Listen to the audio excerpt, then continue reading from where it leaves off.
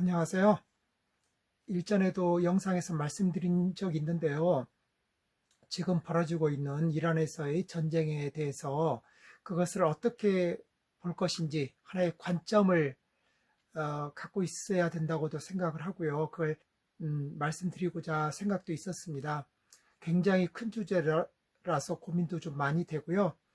공부도 좀 했었는데 역시 그 주제의 무게감이 워낙 커서 만만치가 않네요. 그런데 워낙 큰 주제다 보니까, 그리고 뉴스로 매일같이 전쟁이 보도되다 보니까 저희 딸아이도 계속 관심이 있어요. 학교에서 들었던 얘기도 있고, 그래서 저희 아이한테 그렇게 어렵게는 안 했지만 관점이라는 걸 얘기를 했었거든요. 제가 딸아이에게 비밀스럽게 얘기할 필요도 없고요. 이게 공적인 사안이니까 그야말로 제 주관이지만 동시에 공적인 의견을 딸아이한테 말했다면 그것은 또 다른 일반 대중에게도 할 수 있는 말이라고 생각이 됩니다. 또 일반 대중에게도 제시할 수 있는 관점을 저희 딸아이에게 얘기하는 게 맞고요.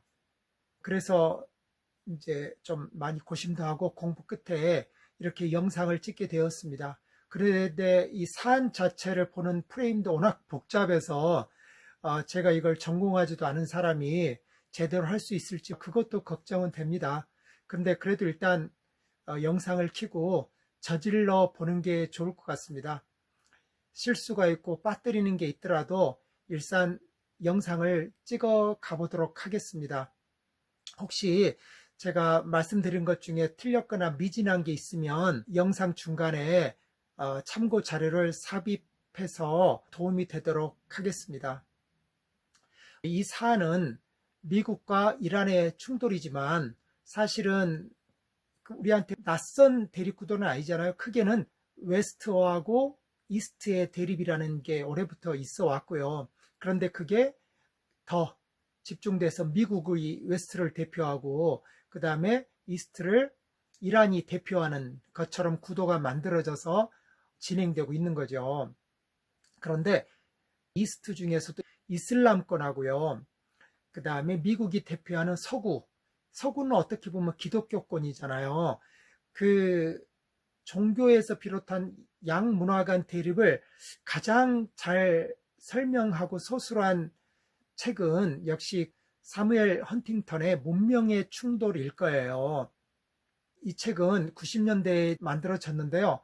지금도 역시 그 읽어볼 만한 가치가 있는 굉장히 훌륭한 책입니다. 그런데 헌팅턴이 이 책을 썼을 때 가장 주목을 받은 부분은 역시 이슬람권과 미국이 대표하는 기독교권의 대립이었는데 사실 헌팅턴은 다른 대립 구도 가능성도 제시를 했었습니다. 그것을 알면 이란에서의 전쟁뿐만 아니라 그 이전의 전쟁이나 지금 국제 재정학적 위기를 이해하실 때 도움이 될 텐데요. 헌팅턴이 제시했던 거는요. 유교 문화권을 대표하는 중국과 미국과의 대립이 있거든요. 이거는 이제 특히 트럼프 일기 때부터 중국과의 긴장 관계가 굉장히 심해져 오고 있잖아요. 이 대립 구도도 있었기 때문에 헌팅턴의 그 통찰이 참고할 만하고요. 또 생각지도 못했던 전쟁이 벌어졌던 게 러시아가 우크라이나를 침공한 거였잖아요.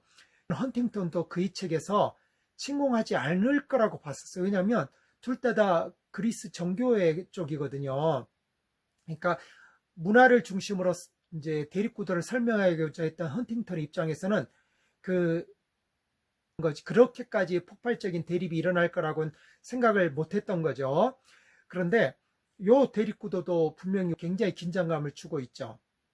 그리고 헌팅턴이 또 언급했었던 대립구도가 그 남미 국가들하고 미국의 대립구도도 있었어요. 근데 헌팅턴도 그의 책에서 같이 기독교 문화권이기 때문에 대립구도가 크지는 않을 거다라고 얘기는 했었어요.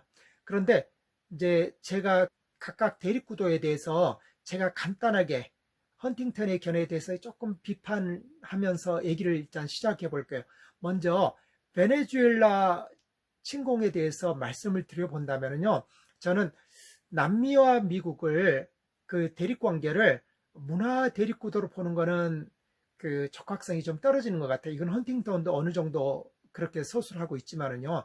저는 남미와 미국의 대립 구도가 있다면 그건 오히려 그 냉전 구도 때 남미에 사회주의가 많이 퍼지잖아요. 그러면서 그 사회주의하고 그 반제국주의가 결합을 해요.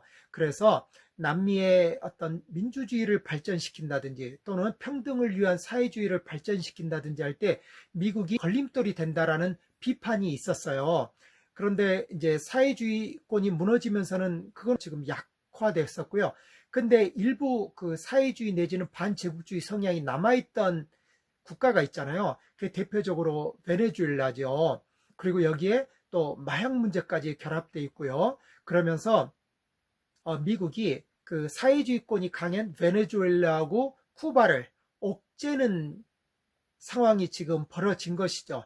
그리고 전쟁이라고 할 수 있을지 모르겠는데 베네수엘라의 지도자를 미국이 체포해 가는 것으로 일단 잠잠해졌잖아요. 그것은 그만큼이나 미국과 그 일부 남미 국가 간의 역학관계가 그렇게 뭐 어마어마한 그 대립구도이기는 어렵다. 그리고 힘도 비대칭적 이렇게 간단하게 말씀드리고 싶고요. 그 다음에 러시아와 우크라이나 전쟁에서 볼 수 있는 점은요. 사실은 문화 간 충돌이라기보다는요. 러시아 민족주의 확장이죠. 푸틴은 계속 그 서구가 러시아 그 민족주의를 위협한다라고 얘기하거든요. 그리고 실은 우크라이나도 보면은 동부나 크림반도 쪽은 러시아를 쓰는 인구가 많기도 하고요. 그래서 푸틴은 자기네 러시아 민족주의를 대접받고 싶다. 그 영토를 인정받고 싶다라는 게 일단 이제 표면적인 이유고요. 이 대립 구도에서 오히려 또 약간 역설적으로 미국은 트럼프 대통령 같은 경우는 친러 경향도 일부 보이기도 하거든요. 그래서 역시 그 문명 대립 구도는 맞지 않다. 이렇게 말씀드릴 수 있을 것 같고요. 또 하나는요. 중국과 미국의 대립 구도에서 이거를 유교주의 문화권이라고 하는 거는 조금 지나친 것 같아요. 유교주의는 실용주의가 강해가지고 이슬람권과 굉장히 다르거든요. 그걸 그 문명 대립권으로 가기는 맞지는 않은 것 같다. 그리고 중국이 유교주의를 대표해서 미국과 대립구도를 하는 것 같지도 않다. 오히려 중국은 전통적으로 중화 패권주의가 있잖아요. 그래서 오히려 중국은 같은 유교 문화권인 한국과도 대립구도가 있고 베트남과도 대립구도가 있고 실은 전쟁도 했었거든요. 베트남과는요. 한국과도 사실은 중국이 전쟁을 했다고 볼 수도 있죠. 6.25 전쟁이 그러한 거죠. 다만 당시는 냉전 구도에 그게 가려졌을 수 있죠. 중국은 중화 패권주의를 지향하다 보니까 그 남중국해에서도 필리핀 또 다른 그 남중국해 국가들하고도 대립을 하고 있거든요. 그래서 역시 문명 충돌 구도에서는 좀 맞지는 않는 것 같다. 이렇게 말씀을 드릴게요. 그렇다면은 지금 벌어지는 것이 서구주의를 대표하는 미국하고 이슬람권을 대표하는 양쪽의 대립구도라고 할 수 있겠습니다. 그런데 이 대립구도가 지금 단순하지는 않은 게 전통적인 서구가 내세웠던 거는 자유주의 국제질서이거든요. 영어로 liberal, international order라고 할 수 있어요. 그런데 민주당 정권이 미국을 이끌고 있다면 그렇게 맞을 수도 있을 텐데 지금 트럼프는 오히려 트럼프가 과연 자유주의인가 라는 의구심이 생기잖아요. 현재 트럼프 행정부를 볼 때 자유주의라는 것 자체가 의구심이 되고 오히려 트럼프를 이해하기 위해서는 그 현실주의 정치, 레알 팔러틱을 이해를 하고 있어야 되거든요. 그래서 이 대립구도를 볼 때는 사실은 자유주의 세계 질서라는 게 물론 한편에 있고 그에 대응하는 곧 이슬람주의라는 게 있는데 세부적으로 들어가면 좀 더 복잡해요.